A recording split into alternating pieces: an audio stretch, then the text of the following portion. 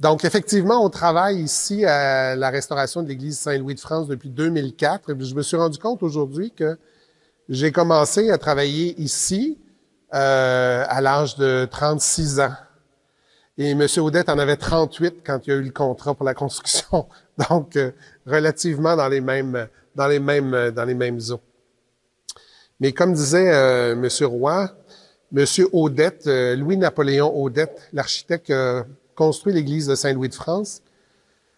Depuis qu'on travaille en patrimoine ici à Sherbrooke, mais aussi dans l'Estrie et même un peu plus éloigné, M. Audette revient à de nombreuses reprises. Donc, on voisine beaucoup M. Audette, même s'il est mort depuis 1971. On le voisine beaucoup dans les travaux qu'on a faits. À Lac-Mégantic, par exemple, ici, Saint-Patrice à Magog, dont on parlait, c'est le clocher, c'est M. Audette.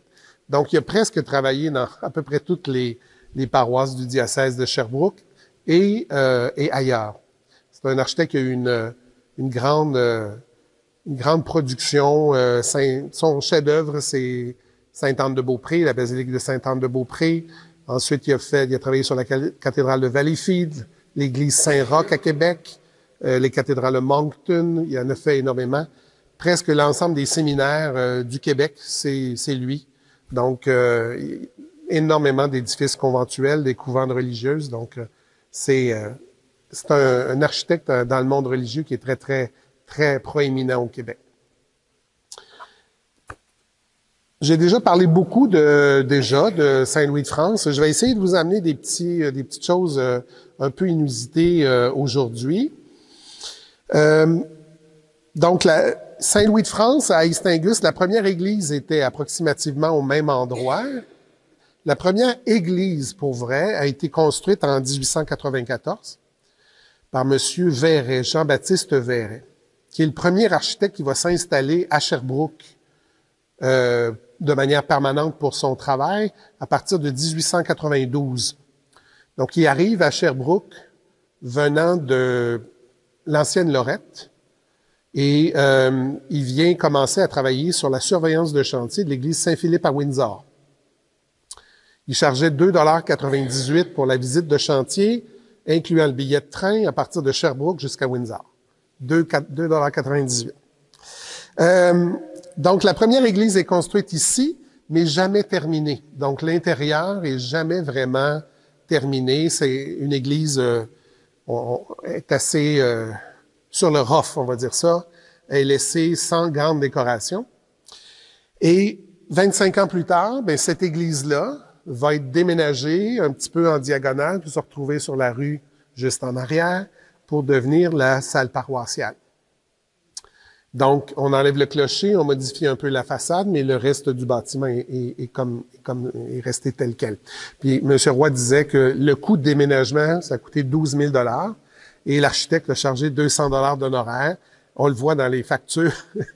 il facture 200 $ de service pour le déménagement. Donc, la première église est construite ici. Ensuite, on construit le presbytère qui est fait par le disciple de M. Verret, c'est-à-dire le deuxième architecte qui arrive à Sherbrooke, qui est M. Grégoire, Wilfrid Grégoire. Il fait le presbytère. Mais quand on doit refaire l'église ici à Saint-Louis de France, on se tourne pas vers M. Grégoire, on se tourne vers M. Audette, Louis-Napoléon Audette. Entre-temps, M. Audette a fait sa cléricature chez M. Verret 1 an avant son décès, ensuite chez M. Grégoire pendant 6 ans. Il devient architecte en 1907 et il est associé à M. Grégoire 3 ans, travaille seul et ensuite il s'associe avec un architecte de Montréal, René Charbonneau, qui est du même âge que lui. Il est né en 1881. M. Audette est né à Lambton, a fait ses études à Lévis avant de s'installer à Sherbrooke. On ne sait pas exactement pourquoi il vient s'installer à Sherbrooke comme architecte pour faire son apprentissage, mais il vient s'installer effectivement à Sherbrooke. Donc, donc on se tourne vers M. Audette parce que lui est en train de terminer la construction de l'archevêché et le soubassement de la cathédrale à Sherbrooke. Donc, pour un jeune architecte qui a 35 ans, de construire l'archevêché et la cathédrale, c'est quand même très, très gros comme travail et ça donne un très, très beau résultat. La vision qu'il avait pour la cathédrale était spectaculaire. Elle n'a jamais été réalisée, mais quand même, c'est quelque chose de spectaculaire. Et le curé de l'époque, M. Plamondon, ici à Istingus, a des grandes visées pour l'Église. Il veut une belle Église. Il veut une belle Église. Et M. Audette, avec le curé Plamondon, vont bien s'acoquiner ensemble pour construire ce chef-d'œuvre-là. Le premier document qu'on a ici, que j'ai retrouvé dans les archives, c'est la première estimation de M. Audette pour l'Église ici. Donc, il fait la liste à la main. Il fait sur une des pages en tête de son bureau. Et donc, il fait la liste, le creusage, 2000 $, la maçonnerie des fondations, 5500, les pierres. Il a compté qu'il y a 30 000 pierres pour construire l'église. À quel prix, la pierre? Une grosse pièce. Donc, l'ensemble de la maçonnerie, pierre taillée, livrée au chantier, 30 000. Ensuite, tout ce qui est charpente, 20 000. Toute la charpente de bois. Et chauffage, plomberie, etc. Et il arrive à la fin, si on veut une voûte de plâtre, comme les églises traditionnelles au Québec, ben là, c'est 10 000. Si on veut une voûte en tuiles, comme elle est là, 30 000. Mais tout ça arrive à une église entre 130 et 160 000. Hein? Elle n'est pas décorée. Mais il arrive à une église de 160 000 parce que c'est la version qui a été choisie en tuiles, mais elle va coûter pas mal plus cher que ça. Donc, le tanka puis la décoration, c'est ça qui va prendre beaucoup, beaucoup d'argent aussi. Donc, quand ils construisent l'église ici, c'est une des plus importantes du diocèse, là. Pas juste dans sa beauté, sa décoration, mais son ampleur aussi. Donc, on est dans une ville qui croît rapidement à cause des moulins et on veut marquer ça. Il y a de l'argent, même si la majorité des ouvriers sont pas riches, là, mais on veut vraiment faire en sorte que l'église soit spectaculaire. L'architecte, M. le curé, ça va bien, donc les paroissiens embarquent dans le projet. Donc, on disait que l'église commence à être déménagée au mois de mai et on signe le contrat avec Joseph Gosselin de Lévis, en juillet 1920. Et on construit une église en pierre à l'extérieur, en granit, et à l'intérieur, on a une structure hybride. Donc, vraiment, on a de la colonne d'acier. Donc, à l'intérieur des massifs qui sont là, des colonnes, on a une colonne en acier, on a du béton, on a de la pierre porteuse et on a aussi une structure de bois. Tout le toit repose sur une structure de bois traditionnelle. Donc, la charpente ici est assez simple. Au-dessus du toit, c'est assez simple. L'élément spectaculaire de la structure, c'est la voûte que vous avez là. Donc, c'est une voûte en tuiles autoportantes. Donc, c'est pas accroché à quoi que ce soit. Les tuiles sont installées, puis elles s'appuient directement les unes sur les autres. Il y a 3 rangées de tuiles, une par-dessus l'autre, ce qui fait que ça se tient. C'est vraiment plus proche des techniques romaines que des techniques modernes.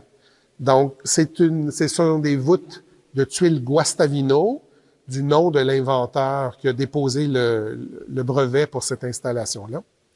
Les tuiles étaient fabriquées à Woburn, Mass, en banlieue de Boston. Et M. Audet a déjà utilisé ce matériau-là pour le soubassement de la cathédrale, la salle Saint-Michel, puis ensuite le centre d'archives, si vous allez là.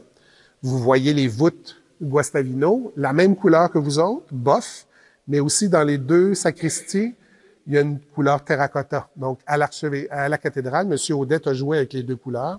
Ici, ben, c'était la couleur bof qui avait été choisie. Donc, comme je vous l'ai dit, M. Audet est né à Lambton, éduqué à Lévis, s'installe à Sherbrooke en 1901, travaille avec M. Verret, 1 année, pour son apprentissage. Il n'y a pas d'école d'architecture à l'époque. On se forme chez un architecte pendant 7 ans avant de devenir architecte, avant d'être admissible au titre d'architecte. L'Ordre des architectes est quand même créé en 1891, mais il n'y a pas de formation à proprement dit dans des écoles. Donc, on se forme chez un bureau d'architecte. Il va travailler avec M. Grégoire de 1907 à 1910. Donc, M. Audette a travaillé sans doute sur le presbytère, sur votre presbytère. Et il est à son compte une année avant de travailler avec M. Charbonneau. Les plans de l'Église sont signés de Audet Charbonneau. Donc, il y avait un bureau sur la rue du Québec à Sherbrooke, puis il y avait un bureau aussi à Outremont. M. Charbonneau surtout travaillait à Outremont. Mais on pense pas qu'ils travaillaient beaucoup ensemble. Donc, c'était pas... ils étaient du même âge, ils se sont associés pour finalement avoir un plus grand bassin de projets, mais aussi avoir un plus grand bassin de dessinateurs. Donc, c'était plus facile d'avoir des dessinateurs à Montréal que de les avoir à Sherbrooke. Donc, il est bien possible que votre projet, conçu par M. Audette, ait été dessiné par des dessinateurs à Montréal. Vous avez des très, très beaux plans sur Vélin. Vous avez les originaux dans les archives. C'est un des plus beaux plans que j'ai vus, moi, depuis que je travaille en patrimoine. Donc, comme je vous l'ai dit, le budget est à peu près à 160 000 $ et on parlait de la décoration. La menuiserie était prévue à 5 000. Donc, tout ce qui était, c'est ça qu'on avait prévu comme budget à l'époque, qui va être lourdement dépassé. Le budget, finalement, va monter à 330 000. On est passé de 160. On monte à 330 000 en 1923-24 pour finalement finir à 364 000 une fois que tout va avoir été complété. Donc, c'est un budget qui a été dépassé juste de 227 %. C'est à peu près comme les maisons des aînés à l'heure actuelle, mais bon. Et ces honoraires, parce que c'est quand même important, les honoraires d'architecte, sont basés à 16 000 $ sur le 321 000. Donc, M. Audette commence l'Église avec le curé Plamondon, mais le curé Plamondon décède avant la fin. Donc, c'est le curé Rousseau qui est nommé à Estingus, entre autres par Monseigneur Larocque, pour aller un peu redresser les finances de la paroisse. Et on voit tout de suite dans les communications que l'architecte connecte moins avec le curé Rousseau qu'avec le curé Plamondon. Mais donc, il s'entend avec le curé Rousseau pour bloquer ses honoraires à 321 000 et à 16 000. Mais c'est quand même 5 %. Le même 5 % qu'aujourd'hui, moi, j'ai dans un projet traditionnel de construction neuve. Donc, ce 5 % est resté presque identique dans le temps. C'est la base des honoraires d'architecte. Et il le décrit très bien dans ses lettres. Il y a beaucoup de discussions pourquoi l'architecte a 5 % du système de chauffage, pourquoi il y a 5 % de telle affaire. Mais c'est vraiment le concept du maître d'œuvre où l'architecte coordonne tout et a 5 % du budget. La construction avance bien, mais on l'a vu, les budgets explosent un peu. Donc, Monseigneur Larocque demande au curé Plamondon d'essayer de restreindre les coûts. Et ce dont je voulais vous parler, c'est entre autres une lettre d'un entrepreneur qui écrit au curé Plamondon, parce que le curé Plamondon a décidé d'arrêter le chantier et d'essayer de voir si on peut finir l'église sans dépenser plus. Et c'est la photo que vous avez trouvée où la sacristie n'est pas encore construite. Donc, le curé Plamondon écrit à l'entrepreneur et dit « On stoppe là, on construira pas la sacristie, comme ça on va économiser. » Mais l'entrepreneur, malheureusement, répond que si on arrête, si on construit pas la sacristie, d'une part, il a commandé les matériaux, d'autre part, il y a le contrat, donc il y a il y a l'appui légal pour continuer. Et ensuite, il dit au curé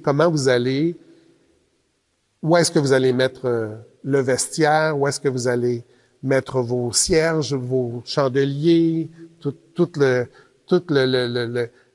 mobilier qu'on a besoin, et comment on va accéder aussi aux tribunes, parce qu'on a l'escalier qui est du côté de la sacristie, et les toilettes. Il y avait une seule toilette, et c'était dans la sacristie.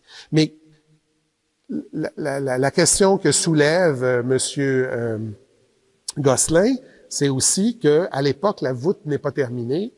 Et là, on lui demande, est-ce qu'on peut revenir à l'idée de la voûte de plâtre? Il répond non, parce que Guastavino a fabriqué les tuiles et il va les envoyer, donc il va les charger. Donc finalement, Monsieur Gosselin dit au curé Plamondon, on est obligé, on continue. Monseigneur Larocque, on peut pas dire oui à sa demande d'arrêter, donc on termine. Et l'entrepreneur dit, il appartient au curé Plamondon de convaincre ses paroissiens de continuer à payer pour finaliser l'Église, ce qui a été effectivement fait. La construction avance quand même bien. On a dit qu'elle commence en juillet 1920. Le 14 mai 1922, on est à peu près à 98% de la réalisation. Donc, on est rendu presque à la fin des travaux. Les travaux vont officiellement se terminer le 11 mars 1923. Mais là, on rentre dans la question des décorations. Donc, entre autres, l'ameublement. On a beaucoup parlé du fait qu'ici, à Saint-Louis-de-France, le mobilier est vraiment extraordinaire. C'est-à-dire qu'il est d'une couleur particulière. Déjà, on s'accroche à ça. Et on apprend aussi la fabrication de l'ensemble. Donc, il y a 2 fabrications pour le mobilier. La majorité du mobilier, c'est-à-dire les bancs, je vais juste reprendre la lettre de... C'est l'entrepreneur qui va les faire. C'est l'entrepreneur Gosselin de Lévis qui va les faire. Donc, il commence par la chaire. Il y a 2 vestiaires, donc c'est deux meubles pour les aubes, les chasubles, des choses comme ça. Il y a 4 confessionnaux, 2 prie-dieux qui sont là, 4 tabourets. Ce sont les tabourets qui sont là. Vous les avez encore. 2 crédences, c'est 2 petites tables. Une banquette, c'est la banquette qui est là, diacre, sous-diacre. 16 stalles, c'est finalement les panneaux avec les bancs. Et on a tous les bancs d'église, les devants de bancs et les bergères des jubés. C'est la première fois que je voyais ce commentaire-là. Donc, les bancs plus simples des jubés, ils les appellent des bergères. Et on se rappelle que le budget était de 5 000 $ à l'origine de Louis-Napoléon, mais le contrat est signé en février 22 pour 19 200. C'est quand même 4 fois le budget, mais imaginez-vous, 19 200. Aujourd'hui, je suis pas sûr que je serais capable de faire copier un banc pour ce montant-là. Donc, effectivement. Donc, l'autre choix particulier, c'est le choix du bois. Donc, le bois, tout l'ensemble est fait en châtaignier. Chestnut en anglais. On pense que c'est le châtaignier, on en plante encore des châtaigniers, mais c'est pas exactement le même bois. C'est un bois qui était un arbre natif des Amériques, mais on l'a tellement exploité et il a été affecté par une maladie, il a disparu. Donc, c'est plus un bois qu'on est capable d'avoir en Amérique du Nord. Mais effectivement, tout le mobilier est fait, dont les 4 autels votifs, donc le maître-autel et les autels latéraux, qui sont faits, qui sont fabriqués par le frère de l'architecte, dans un atelier à Magog. Donc, les 3 autels qui vont être payés par les paroissiens, au-delà du budget de l'entrepreneur, 3 200 $. Donc, les fabriqués, livrés, installés, dorés. Ça non plus, ça serait assez difficile à reproduire aujourd'hui. Oui, j'ose même pas penser ce que ça coûterait vraiment. Donc, et l'autre élément que j'ai redécouvert dans les lettres, c'est justement les ornements dans le chœur. Donc, vous voyez les statues qui sont vraiment spectaculaires aussi. Le côté spectaculaire d'Istingus est surtout dû au fait que l'ensemble a été conçu, mais réalisé jusqu'au bout. C'est-à-dire qu'on a eu une idée, puis on l'a exécutée jusqu'au bout. Donc, il n'y a pas eu on voit pas à un point où, là, oups, on a arrêté de payer. J'étais hier à une conférence sur le domaine Howard à Sherbrooke. Et les domaines Howard, les maisons ont quand même été construites dans les mêmes années que votre église pour 150 000 et 100 000 dollars. Donc, 250 000 pour 2 maisons. Votre église a coûté 330. Fait que vous voyez, c'était des très grosses maisons de riches. Mais là, on voit que les plans, on a fait des plans pour des 2 maisons couvertes d'ardoises. Mais ils n'ont jamais été couvertes d'ardoises. Tu sais, on voit la limite où les gens ont arrêté de payer. C'est-à-dire que c'était prévu d'avoir des très, très, très belles maisons. À un moment donné, ils ont arrêté de payer, même s'il y avait énormément d'argent. Dans votre cas ici, on le voit pas. Parce que ce qui a été prévu, on l'a exécuté vraiment jusqu'à la fin. Entre autres, les statuts. Qui sont vraiment spectaculaires et qui sont dans un ensemble, donc ils font partie d'un ensemble cohérent. Et Monsieur Audet, l'architecte, va chez Daprato à Montréal. Daprato, c'est une compagnie de statues, prioritaire premièrement, mais qui ont fait aussi des décors d'église et des vitraux. C'est une compagnie qui a été fondée à Chicago. Il y avait des ateliers à Chicago, à New York et à Carrare pour la sculpture de pierre.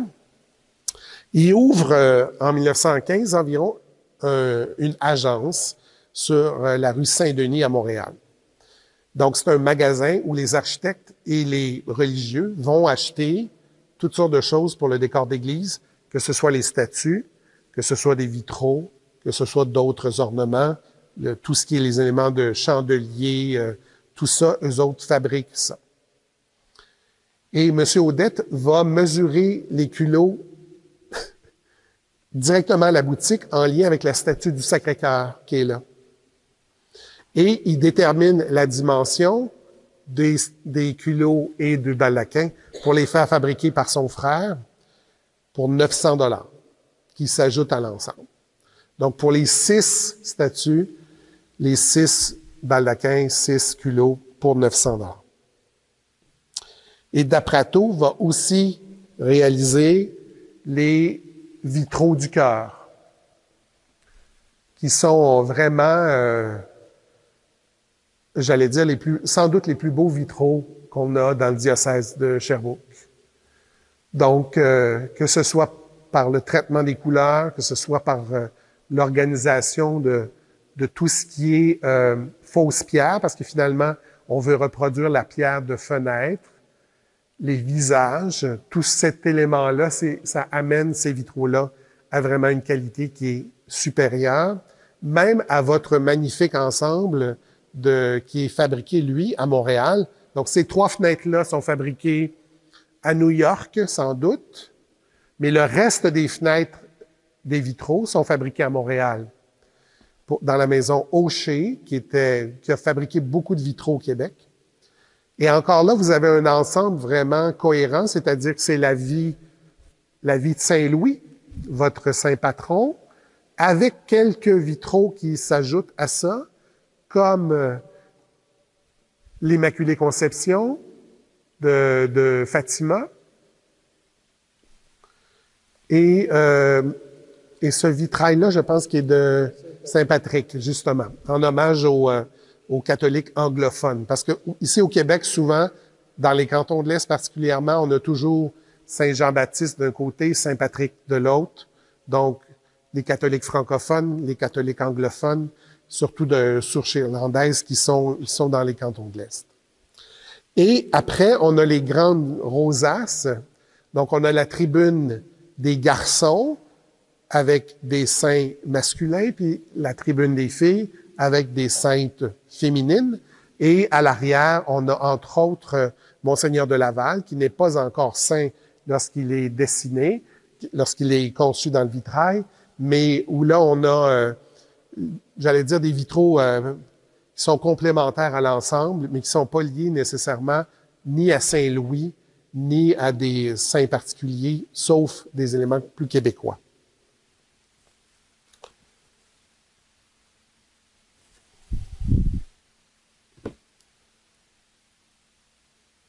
Donc, la compagnie d'Aprato, d'ailleurs, existe toujours. Elle existe toujours et fabrique toujours des ornements d'église. Et c'est ça. Dans une des lettres, c'est un des points intéressants que j'ai eu, moi, dans ma pratique d'architecte, c'est que je vous ai dit tout à l'heure que le chef-d'œuvre de M. Audette, c'est la basilique Sainte-Anne-de-Beaupré. Mais si vous allez à Sainte-Anne-de-Beaupré, la mention de M. Audette est quand même assez minime. On indique que c'est Roisin, Maxime Roisin, un architecte français qui a conçu la basilique Sainte-Anne-de-Beaupré. Ce qui n'est pas tout à fait juste. Mais les rédemptoristes ont toujours tablé sur le prestige d'un architecte français pour indiquer que la basilique Sainte-Anne-de-Beaupré est particulière. Mais en 1922, quand la basilique brûle, donc M. Audette est en train de terminer votre église et la basilique Sainte-Anne-de-Beaupré brûle et les rédemptoristes font appel à deux architectes québécois, les deux seuls avec qui ils ont travaillé ici, c'est-à-dire Louis-Napoléon Audet, qui a travaillé avec lui au monastère de Sherbrooke, et J.C. Daou à Montréal, qui est pour le monastère qui est sur Crémazie, toujours à l'heure actuelle, à côté de l'église Saint-Alphonse d'Youville, sur la 40. Donc, la portion élevée, on voit très bien la grosse église à tour carré, qui est aussi une création de M. Audette. Mais J.C. Daou avait travaillé sur le monastère à l'époque.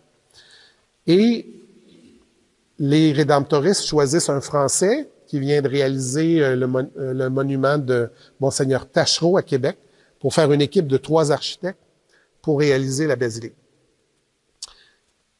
Ils travaillent ensemble, mais surtout, les dessins sont faits en France parce que ça coûte moins cher les faire en France que les réaliser au Québec. Donc, c'est la raison pour laquelle les dessins viennent de France. Mais dans une lettre qu'il écrit au curé Plamondon, qui est dans vos archives, M. Audette mentionne que l'idée d'une basilique à 5 nefs de style néo-romane, c'est son idée à lui. Et c'est exactement ce qui a été fabriqué et ce qui a été construit à Sainte-Anne-de-Beaupré.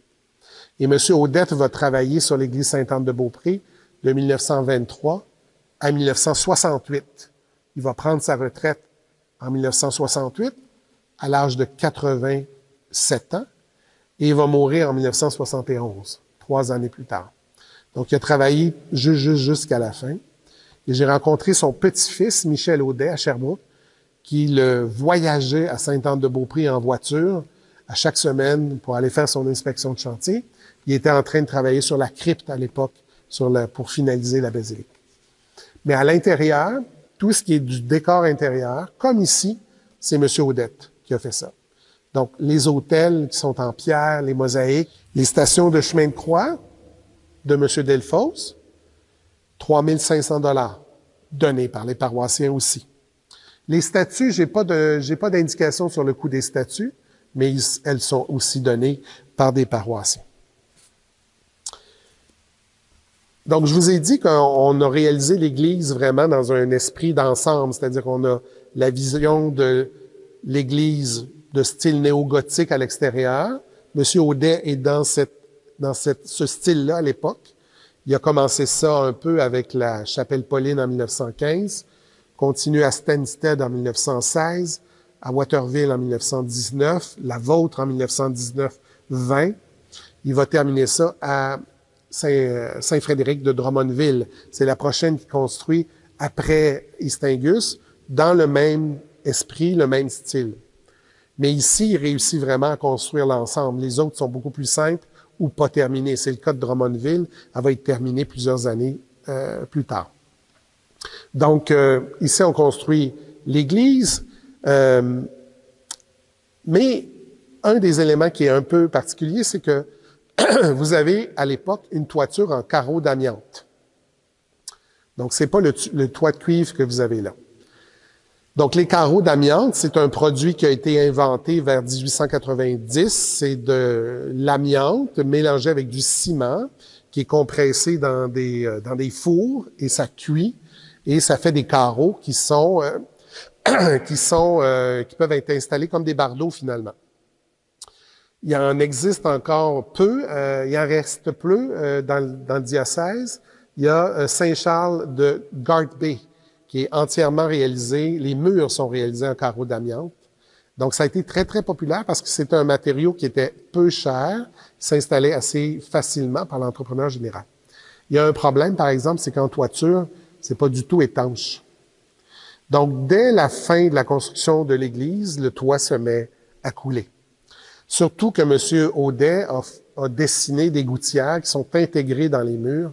Donc, ça fait en sorte que l'eau s'infiltre encore plus dans la toiture. Donc, on a dit que les travaux se terminent en juin 1923 officiellement pour l'Église, mais dès le 11 juin, il y a l'aviseur légal de la compagnie qui a installé la toiture qui mentionne que la garantie de 10 ans va être donnée, mais que ça coule. Donc, l'aviseur légal dit « tout a été bien fait, ça devrait pas couler, mais ça coule ». Donc, dans les années subséquentes, jusqu'en 1925, on va discuter pour faire en sorte de trouver une solution à ça. Dès 1923, M. Audet donne un prix pour le remplacement du carreau d'amiante par la toiture de cuivre. Il dit que ça va coûter à peu près 10 000 $. Falardeau, le même entrepreneur qui a fait le carreau d'amiante, donne une soumission en 23 de 15 000. Mais finalement, ça va être en 1925, donc quand même 2 ans plus tard, que les marguilliers, en fait les syndics, vont donner le contrat pour la construction de la toiture de cuivre à la canadienne, ce qu'on a là, mais pas cette toiture-là, mais pour 13 620 $. Donc, ça a pris 2 ans de discussion avant que la toiture soit modifiée. Oui. À ce moment-là, je pense qu'il n'avait pas rallongé les corniches. Exactement. Ça a été par référence fort. C'est ça. Je pense en 51, 52, que les corniches ont été rallongées. Ce serait le frère de Léopold Leroy, Robert Leroy, qui aurait rallongé une corniche. Je me souviens de quand j'étais jeune, que ça brillait, je revenais à l'église, puis il y avait eu en tout cas une controverse là-dessus sur les coûts. Ouais. Ça coûtait une fortune. Les corniches avaient été rallongées. Il y avait des problèmes de 1923 jusqu'à cette date. Exactement. Parce que les gouttières intégrées au mur, M. Audet l'a fait aussi pour l'archevêché. Ça a coulé presque immédiatement. Donc, l'archevêché, ça a été dans les années 40-42 qui ont recouvert les gouttières pour éviter les infiltrations d'eau. Donc, vous autres, c'est les années 50. Ça veut dire que effectivement, une église comme celle-là, il y avait beaucoup d'entretien parce qu'il y avait quand même des éléments qui ne fonctionnaient pas bien au niveau technique. Donc, M. Audet était un grand concepteur. On peut pas dire que c'était un grand technicien, par exemple. Donc, souvent, ces églises avaient des points faibles. Souvent, des très, très beaux ornements. On m'a parlé des 2 clochetons qui étaient à la base du clocher, de chaque côté du Sacré-Cœur, qui ont été retirés à cause des coûts de restauration. Des très beaux ornements, mais quand même assez fragiles et quand même assez coûteux à entretenir et à remplacer avec le temps. Donc, par exemple, on a parlé que l'église devait coûter 160 000, elle avait coûté 360 000 finalement, mais quand on compare à la construction, quand on a fait la restauration de la toiture de cuivre en 2004, les toitures de cuivre, ça a coûté presque plus d'1 200 000 pour la toiture exclusivement. Donc, depuis ce temps-là, on a travaillé sur le clocher, sur la maçonnerie, sur les fenêtres. Donc, vous voyez que les coûts restent quand même à l'échelle de ce bâtiment-là. Et on a parlé tout à l'heure de l'orgue. La dernière pièce, évidemment, qui s'installe dans l'église, c'est l'orgue Casavant qui a été installé en début 1928, donc qui complète le travail, si on veut, de l'ensemble de l'œuvre. Il y a eu un incendie ici dans le chœur au début des années 60. Le 2 décembre 1960. Exactement. Donc ça, c'est une des choses qui a été changée, c'est le lien avec la sacristie ici qui a été modifié.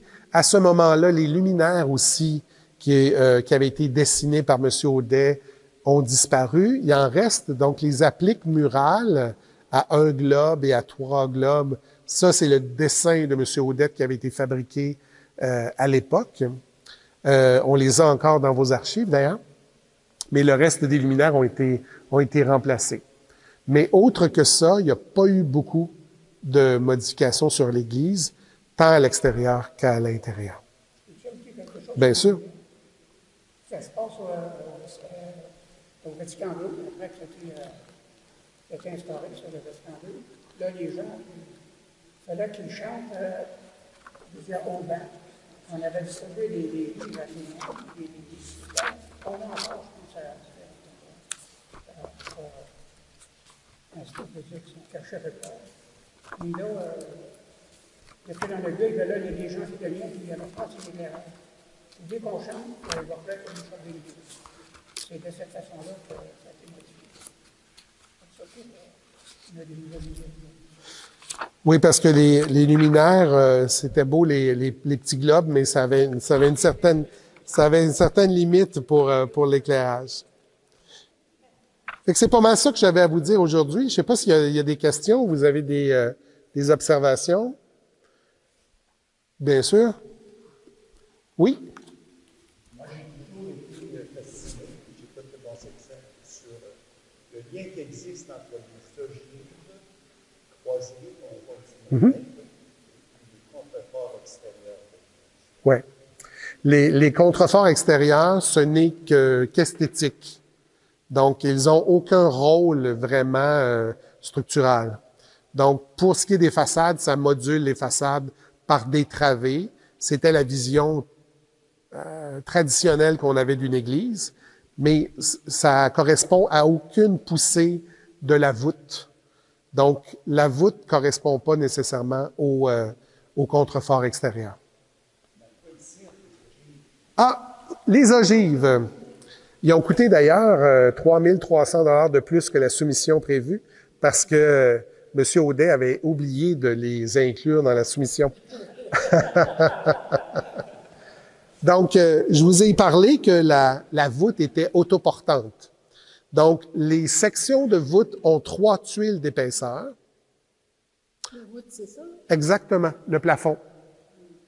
Le principe, c'est qu'en ogive, les arcs s'appuient les uns sur les autres et se tiennent comme ça, juste par la gravité. Cependant, il faut renforcer les arcs. Et c'est pour ça que là, on a plus d'épaisseur. Donc, on passe de 3 épaisseurs à 6 épaisseurs. C'est pour ça qu'on a les arcs qui sont montrés, qui sont plus saillants, si on veut. On les voit très, très bien. C'est aussi la même chose qu'on voit quand on est en Europe pour les voûtes en pierre. C'est-à-dire que les arcs doivent être plus imposants en épaisseur pour soutenir la voûte de pierre. Donc, la voûte est plus mince, les arcs sont plus épais.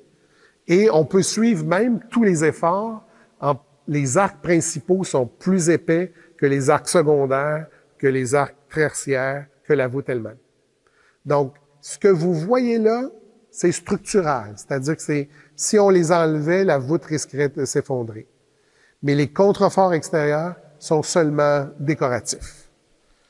C'est un massif de pierre qui est appuyé sur le mur, qui est appuyé sur le mur de maçonnerie.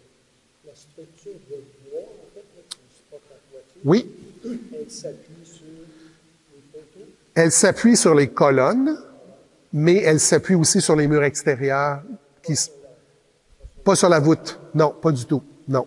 Les chevrons passent de chaque côté, reposent sur les têtes de colonne, mais pas sur la voûte. Et le clocher, qui est massif en pierre, repose sur des poutres de fonte d'acier, des poutres comme des ponts pour les ponts, qui sont entre les 2 colonnes qui sont là et le mur extérieur. C'est comme ça que M. Audet a été capable de supporter le poids de la maçonnerie du clocher, parce que le clocher est vraiment construit en maçonnerie sur les 4 murs. Et ça pèse beaucoup plus que les cloches. Donc, je pense que ça devrait être correct pour supporter les cloches. Oui, c'est pas grave.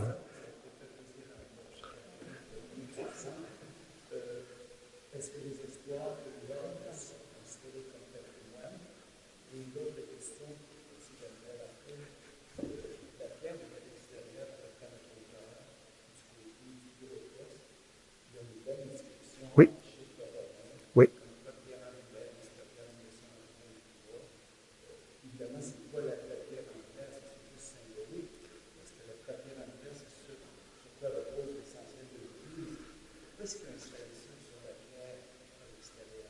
Donc, le principe de pierre angulaire, ça vient en fait des textes bibliques. J'en parlais tout à l'heure. Pierre, tu es Pierre, et sur cette pierre, je bâtirai mon Église. Puis il y a aussi, dans l'Évangile, la pierre qu'ont rejeté les constructeurs est devenue la clé de voûte, la pierre de voûte. Donc, il y a ces deux éléments-là qui jouent. Donc, effectivement, souvent, la pierre angulaire, c'était la pierre de fondation d'un bâtiment. Mais avec le temps, c'est devenu un symbole. Donc, effectivement, on installait une pierre angulaire. Il y avait une cérémonie de bénédiction de la pierre angulaire qui voulait aussi bénir le chantier qui commençait. Et c'est bel et bien la pierre qui est là. Donc, souvent, ces pierres-là sont creuses et à l'intérieur, on installait des journaux de la journée, des pièces de monnaie, des éléments comme ça. Souvent, ça pouvait être des reliques aussi, des textes reliés à l'Église qu'on installait dedans. Et c'était souvent l'évêque qui venait bénir la pierre angulaire et il y avait un petit travail de maçon qui se faisait avec une belle truelle ornementale. La vôtre est une des plus belles, donc qui venait faire ce travail-là. Donc, c'est vraiment la pierre qu'on dit angulaire, c'est celle qui est là avec l'année, qui est installée là au début de la construction, en même temps qu'on monte les murs, les vrais murs de maçonnerie. Est-ce qu'on sait qu'est-ce que la pierre angulaire contient? Je n'ai pas vu ça ici dans les archives. Je l'ai jamais vu. Donc, vous aviez parlé de ça, puis ensuite, vous avez parlé de l'orgue. Donc, ce que j'ai redécouvert dans les archives, c'est que votre orgue, le devis de votre orgue a été basé sur le devis de l'orgue de Sainte-Agnès de Lac-Mégantic. Mais on y a ajouté des choses particulières qui ont été demandées pour l'orgue de Saint-Louis-de-France. Donc, Casavant propose les buffets qui sont là, qui sont acceptés par M. Audet, l'architecte, puis ensuite ils construisent l'orgue. Pour ce qui est du patrimoine des orgues au Québec, c'est beaucoup le Conseil du patrimoine religieux, section des orgues, qui supervise la restauration des orgues. Et on en parlait tout à l'heure, chaque candidature doit être présentée pour chaque orgue. Le vôtre serait très, très bien classé dans la présentation pour une subvention pour la restauration de l'orgue. Donc, parce que le vôtre est ancien et assez original, dans le sens qu'il a été peu modifié avec le temps, et il y a une ampleur assez importante, et il y a un numéro il a été fabriqué quand même dans les premiers orgues. Je pense que votre... Ouais. Exactement. De Casavant. Donc, mais les numéros d'opus sont pas nécessairement facteurs. Avoir le numéro 3, ça veut pas dire que vous passez avant le numéro 1200. Parce que l'orgue actuellement, cette année, qui a été subventionné au Québec du plus gros montant, c'est celui du sanctuaire Notre-Dame-du-Cap, qui est un orgue beaucoup plus récent dans les années 60. Donc, vous pourriez présenter un dossier de demande de subvention pour la restauration de l'orgue. Restauration qui peut être complète ou partielle. C'est le comité des orgues du Conseil qui gère beaucoup cet élément-là. Effectivement.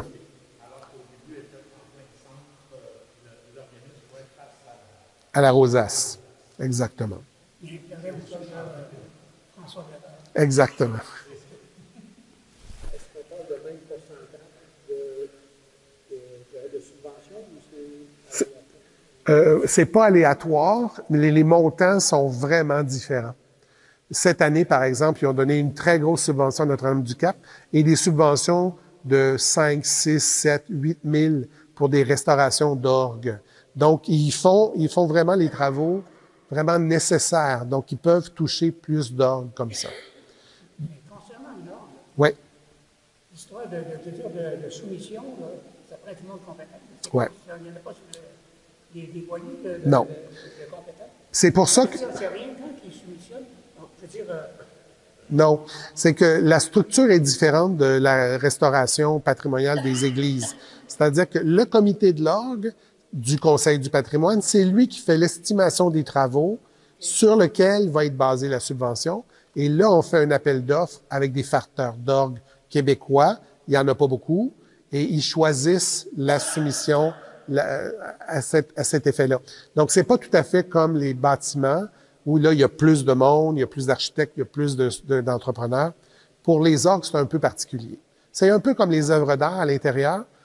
Le Conseil subventionne aussi la restauration des œuvres à l'intérieur, des vitraux ou même des tableaux. Mais là, il y a pas, on peut pas faire un appel d'offres public pour la restauration de tableaux. Mais c'est des comités particuliers qui gèrent ces appels d'offres-là. Donc, dans le cas de l'orgue, ça serait cette voie-là dans laquelle il faut aller. Oui, par le comité d'orgue du Conseil du patrimoine. Et ça, on peut vous accompagner là-dedans, mais c'est beaucoup avec eux qu'il faut discuter pour voir. On parle de restauration de cette année, l'année prochaine, etc. Donc, ça dépend aussi du budget qui est donné pour les orgues dans une année. Donc, dans une année. Un curé de une grande vision, puis il voudrait faire bâtir une tente comme ça peut être Ouais. On nous a souvent posé cette question-là. C'est le 300 000 de 1925, ça correspond à quoi maintenant? Le facteur, c'est entre 6 et 9.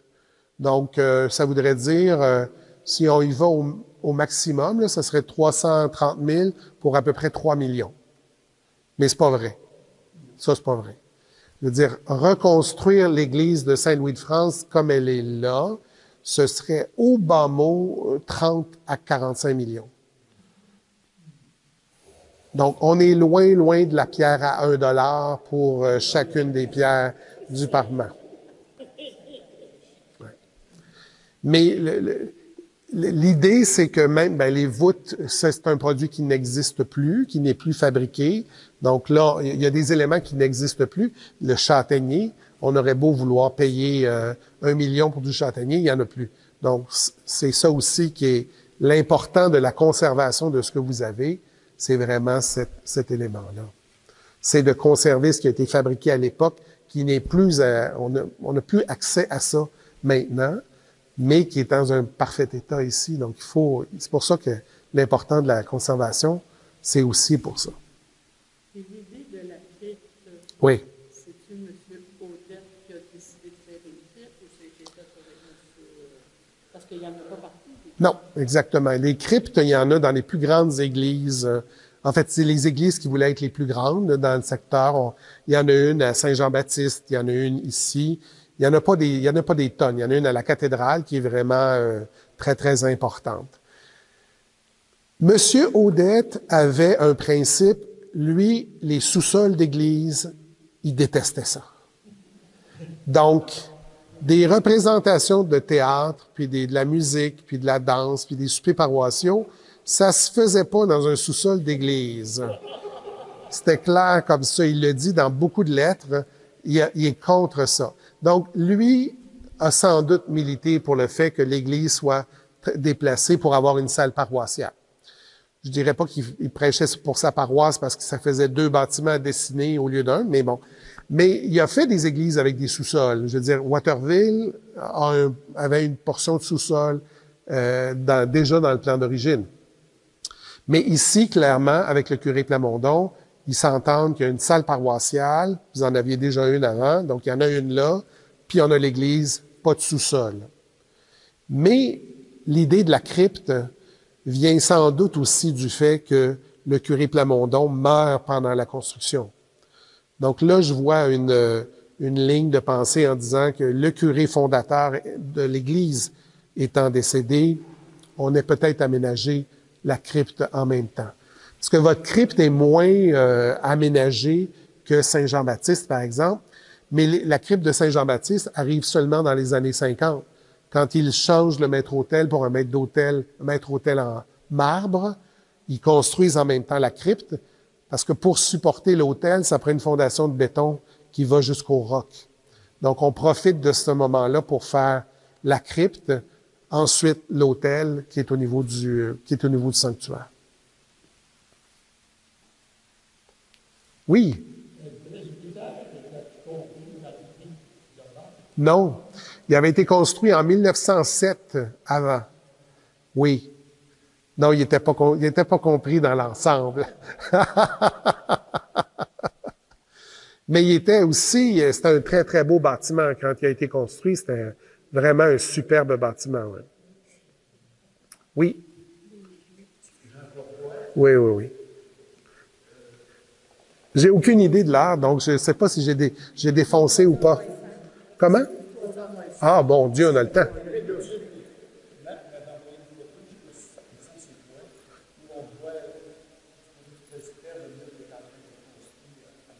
Oui. Oui.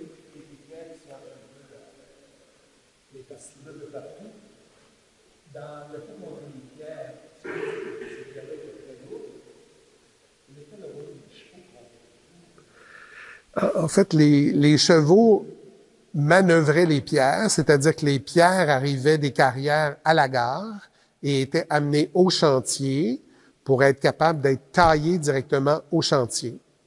Donc, il y avait une taille grossière qui se faisait à la carrière, mais la taille se faisait sur place. Donc, il y avait deux corps de métier. Il y avait les tailleurs de pierre, puis il y avait les maçons. Tailleur taillait la pierre, le maçon l'installait dans le mur. Mais les chevaux servaient à manœuvrer ces pierres-là. Et aussi, on montait des échafaudages qui supportaient des passerelles de bois. Et les chevaux pouvaient monter les pierres comme ça, à la hauteur nécessaire pour être capable de monter les murs en même temps. Et on le voit dans le clocher à l'intérieur du clocher, si on y va actuellement, on voit des billots de bois qui sont dans la maçonnerie. Et ça servait à supporter les échafaudages extérieurs.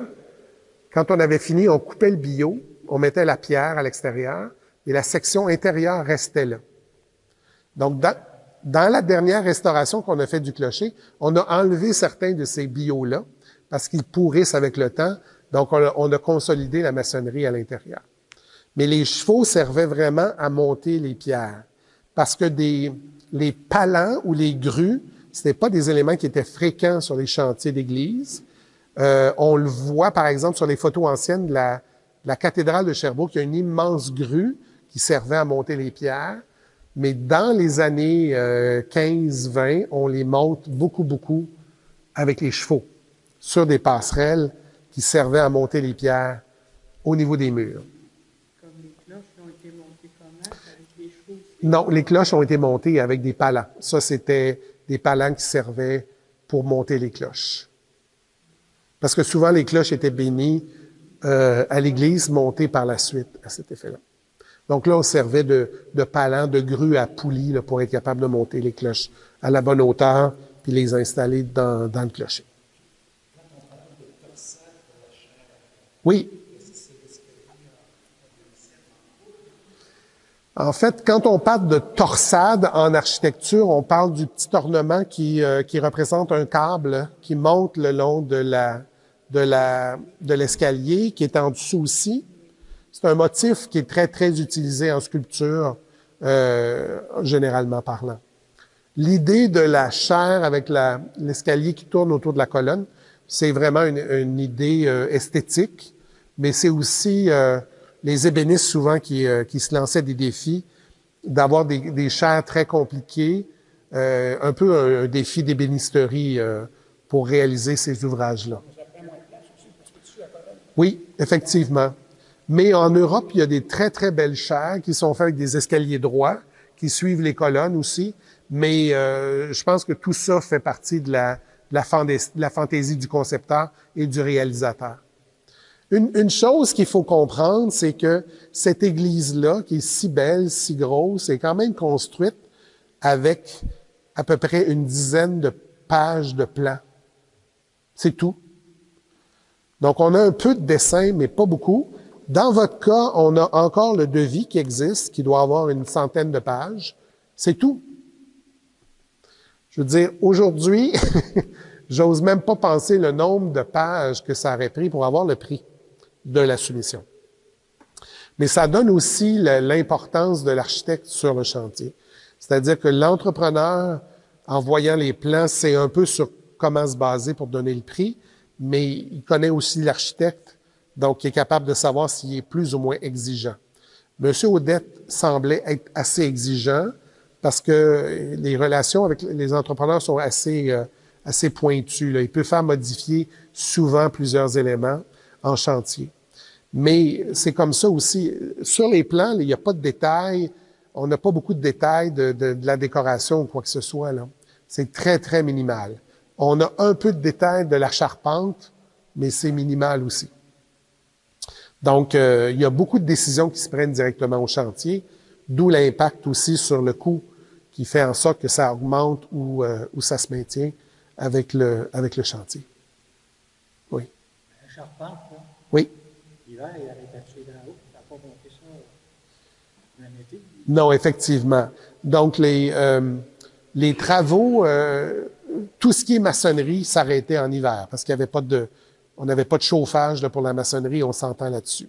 Mais il y avait certains travaux qui pouvaient quand même se faire. On essayait de fermer pour être capable de chauffer un petit peu les intérieurs, mais on n'est pas du tout dans la même perception qu'on est maintenant, là. Donc, on faisait moins de travail en hiver, puis ça reprenait plus la saison. Les charpentes en bois, des cheveux, avec des chaînes. Exactement, oui. Mais non, il y avait on arrêtait certains mois, effectivement. J'ai déjà vu une photo d'une grue fixe ici, au centre du clocher.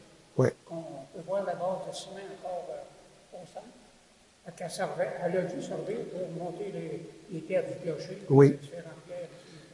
Mais l'idée, c'est qu'on ne pouvait pas avoir de grues qui servent pour toutes les murs. C'est exactement ça. C'est comme tous les ornements qu'on voit là, après qui montent dans Oui. la colonne.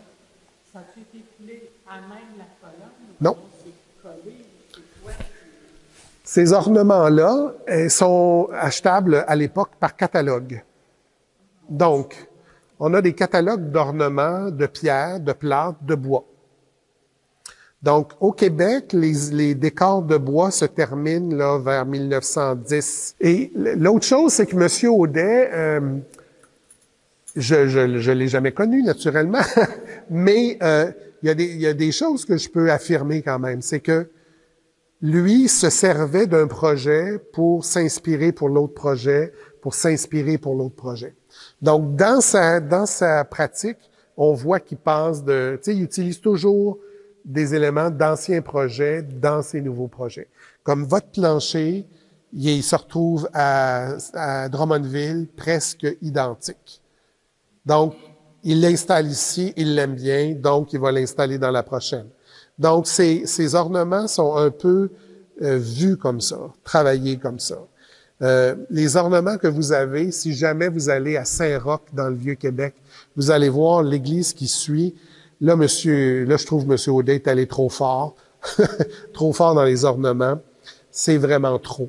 Mais, tu vois, il est passé de quelque chose à l'échelle qui correspond bien à votre église, et là, il est allé un petit peu trop fort. Mais ça ne veut pas dire que ça marche à tous les coups, mais il se sert toujours d'un pour aller à l'autre. Et on le voit très bien dans ce qui travaille à Sainte-Anne-de-Beaupré, va servir pour la cathédrale de Sherbrooke en 57. La base de marbre vert, c'est la même. Les bases de colonnes, c'est les mêmes. Donc, il se sert d'un projet vers l'autre pour travailler. Donc, vos éléments, ils peuvent se retrouver ailleurs, mais c'est rarement parfaitement original, si on veut. Mais ce qui est vraiment particulier ici, c'est qu'il a réussi la totale. C'est-à-dire que...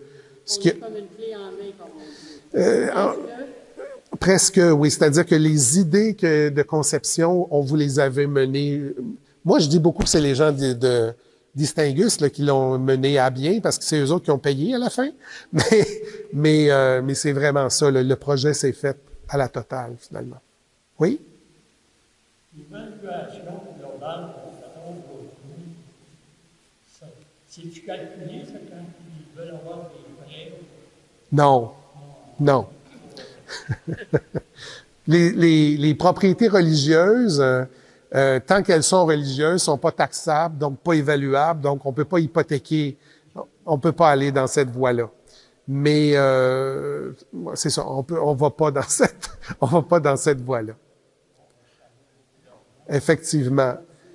Mais tu sais, pour vous donner une idée, l'église paroissiale de Saint-Louis de France a coûté plus cher que la chapelle Pauline à Sherbrooke, qui servait de cathédrale pendant 40 ans.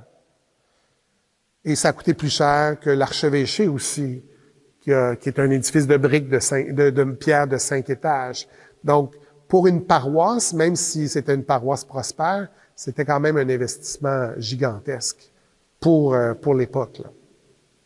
Mais considérez comme des petits jeunes, là, c'est plus la troisième, la quatrième, on entend parler de ça. Oui. Ben, c'est une des principales dans le diocèse de Sherbrooke, ça c'est sûr. Le problème d'être la plus belle au Québec, c'est de savoir, on se base sur quoi? On se base sur, est-ce qu'une belle ancienne est plus belle qu'une moins ancienne? C'est toujours ça le problème. Mais M. Audette était très content que le cardinal Léger, Monseigneur Fortier aussi était très content que le cardinal Léger ait dit que c'était une des plus belles au Québec pour le cardinal Léger. Mais effectivement, c'est un des temples les plus uniformes ou les plus complets qu'on a au Québec. Ça, c'est sans contredit. Ça, c'est vrai. Ouais.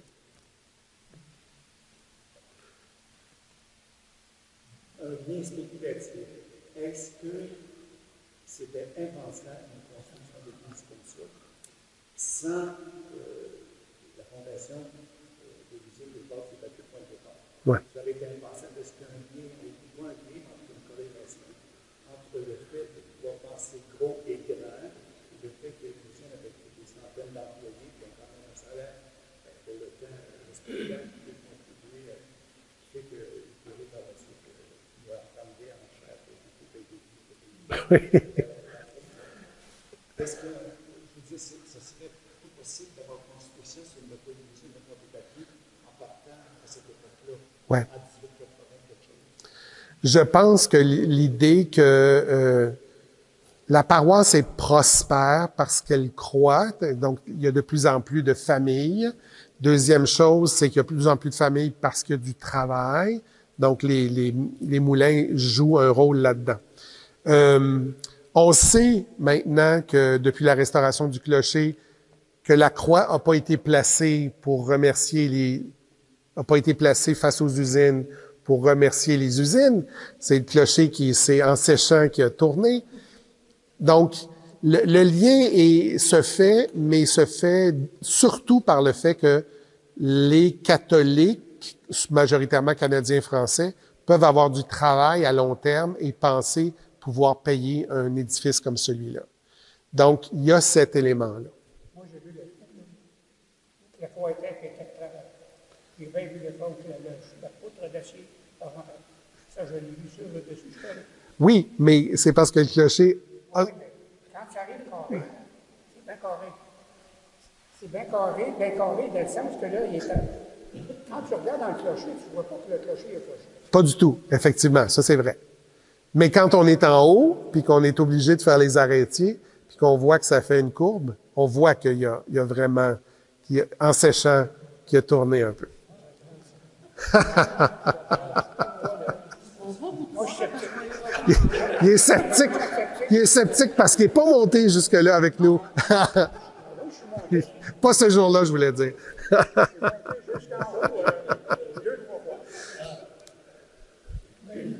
fait penser de construire la brique, là. On était en fin de cœur, il avait averti les gens de prix de technique de rajouter pour ne pas que ça sonne quand on mettait l'argent. Dans les paniers. Fallait que ça soit du papier. Mais des églises, tu sais, des églises, des très grosses églises bâties dans des milieux, il y avait des milieux ruraux qui avaient ça, puis il y avait des milieux urbains qui avaient ça. Saint-Jean-Baptiste, c'est un bon exemple, là. Je veux dire, dans les 20 premières années, on double la population de la paroisse. Là. On passe de 3 000 à 6 000. Donc, c'est sûr que là, on est dans une ville, ça grossit, il y a des usines, il y a de la... Donc, on peut se permettre de construire une église beaucoup plus grosse qu'on avait peut-être besoin, ce qu'a donné Saint-Jean-Baptiste. On travaille sur l'église de Wotton actuellement. C'est une gigantesque église pour un milieu rural. Mais la paroisse étant aussi, c'était des fermes prospères, donc on pensait pouvoir très bien payer cette église-là dans le temps et c'était pas un problème. Donc, mais il y a eu des endroits où c'est moins vrai. Je veux dire, Saint-Herménégilde, près de Quaticook, qui ont congédié les syndics parce qu'ils construisaient une église trop petite. Donc, les nouveaux syndics ont grossi l'église parce qu'il y avait plus de 2000 habitants à l'époque à Saint-Herménégilde. Mais c'est sûr que maintenant, quand il en reste 500, on reste avec une immense église en plein milieu d'un tout petit village. Donc là, il y a moins de lien avec le fait que l'église, les paroisses prospères pouvaient payer des églises. Il y a certains milieux où ça s'est moins poursuivi dans le temps que d'autres, finalement. Tu sais, les églises urbaines, on pouvait penser que les villages et les villes allaient grossir presque indéfiniment. Ça pouvait être dans l'idée à l'époque. Mais dans les milieux ruraux, c'était moins facile à penser ça. Parce que dans les années 60, on va dire, c'était rempli. Oui. Rempli, là, des jurés. On avait chaque famille avait un petit numéro, là.